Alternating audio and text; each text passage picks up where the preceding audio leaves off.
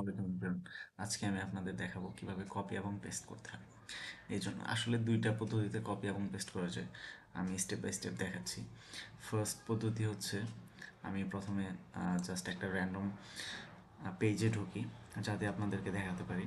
যেমন হেলদি হ্যাবিটসে ঢুকলাম আমি, এবং এখান থেকে যে জায়গাটুকু আমি কপি করতে যাচ্ছি সেটা হচ্ছে মাউসের বাম পাশে আমি ক্লিক করে পুরোটুকু সিলেক্ট করব, এবং মাউসের ডান পাশে ক্লিক করে এখানে অপশন আসবে কপি। এটাতে আমি কপি করলে কপি হয়ে যাবে। এখন আমি চাচ্ছি এটাকে পেস্ট করতে। তো আমি এখানে গিয়ে আমি ওয়ার্ডে পেস্ট করে দেখাচ্ছি। আমি প্রথমে ওয়ার্ডে ঢুকবো,